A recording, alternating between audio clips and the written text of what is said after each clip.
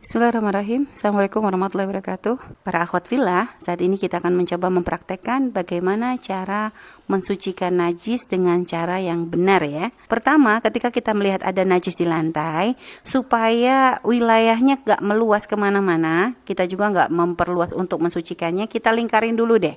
Paling enak dilingkarin dulu, supaya kita jelas. Nah, najisnya segitu ya. Baik, najis kita lingkari supaya nanti mensucikannya nggak terlalu melebar. Nah, setelah itu kita ambil tisu ya. Nah, langkah pertama harus dilakukan adalah kita menghilangkan ainun najasahnya terlebih dahulu. Nah, ketika ainun najasah, ini ainun najasah itu apa sih? Ainun najasah adalah najis yang kelihatan.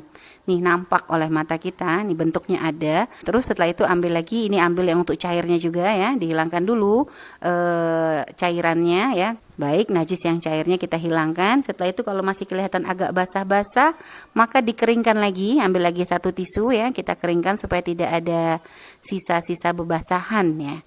Nah, ini kadang ya, najis yang menempel di lantai ini ada kadang begitu dihilangkan dia udah nggak ada bau, nggak ada, karena bentuk yang disebut ainun najasa nggak cuma bentuknya, tapi ada rasa, ada warna, ada baunya. Nah, biasanya gitu ya, ada beberapa najis yang baunya tuh kuat banget ya. Mungkin para akhwat juga tahu gitu ya, ada kotoran ayam itu beda-beda. Ada yang kadang nggak ada baunya, ada yang kadang bau banget gitu ya. Maka ini kita harus bisa memperkirakan ya. Jadi ketika ini kalau sudah warna, kan tadi ainun najasa tuh ada bentuk juga ya. Terus ada warna, ada rasa, ada bau. Ini warna udah nggak ada nih, nggak ada warnanya. Tapi bau dengan rasa nih kita belum tahu. Hanya untuk bagian bau dan rasa nggak harus loh ya, sahabat, bahkan nggak dianjurkan banget untuk mencicipi atau menciumnya. Perkiraan aja. Jika diperkirakan najisnya baunya terlalu kuat, yang nanti nggak bisa cukup dengan hanya diusap, harus dengan diusap kembali dengan sabun atau apa, maka bantu dengan pakai bantuan sabun. Cukup kalau misalnya pakai sabun ya, kasih sabun di ujungnya aja. Di ujungnya aja, kasih sabun sedikit aja di ujungnya, sekedar untuk menghilangkan bau ya. Setelah itu ujungnya itu digunakan untuk mengusap sisa najis. Dan ingat, ini belum mensucikan, ini masih baru tahapan untuk menghilangkan ainun najasa. Setelah tadi ada sabun, tentu ada bebasahan, maka dikeringkan sampai benar-benar kering ya. Dan setelah itu sebelahnya juga sama dengan tisu yang sama pun kalau ternyata masih bisa ya, nggak usah ganti tisu. Kita pengen ngajarin para akhwat juga untuk irit masalah tisu, karena ini masih najis juga. Sabun yang tadi juga jika memang bisa, usapkan untuk di sebelahnya ya, hilangkan juga untuk menghilangkan sisa-sisa baunya ya. Nah, setelah itu nanti dengan satu tisu yang sama dikeringkan sampai benar-benar tidak ada yang tersisa.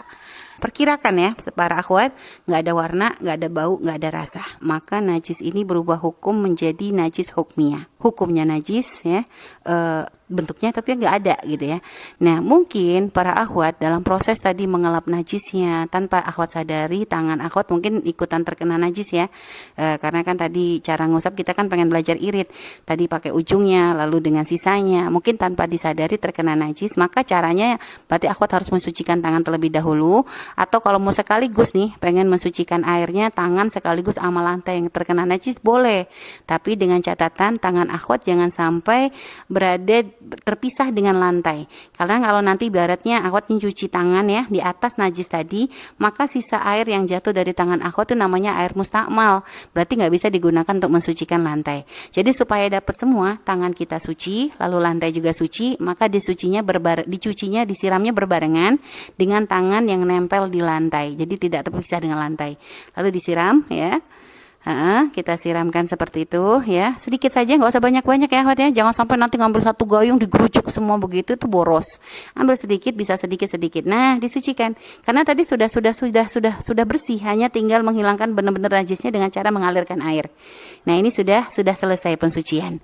Begitu juga nanti di sebelahnya sama juga caranya. Nah, ini karena tangan tadi udah suci nih, berarti kita posisi langsung siram aja ke tempat yang ada najisnya tadi ya, sedikit segitu, lalu diratakan ke ke sisanya. Nah lihat, dikit banget. Yang penting airnya bisa dialirkan, bisa diratakan ke tempat yang terkena najis, itu sudah cukup. Nggak harus airnya tuh langsung disiram banyak-banyak ke semuanya, nggak. Cukup taruh di tengah, nanti setelah itu diratakan ke sisa-sisa dari tempat yang memang kita yakini ada najisnya. Nah ini sudah proses pensucian sudah beres. Tinggal sekarang kita pengen mengeringkan ya, karena di lantai supaya nggak licin, biar anak-anak nggak jatuh. Boleh kita keringkan pakai tisu, boleh pakai handuk, boleh pakai keset, boleh. Nah ini sekarang yang kami gunakan nih keset nih, bentuknya kayak handuk begitu ya, jadi nyerap banget sama air. Ini kami gunakan untuk mencuci, untuk mengeringkan lantai yang basah.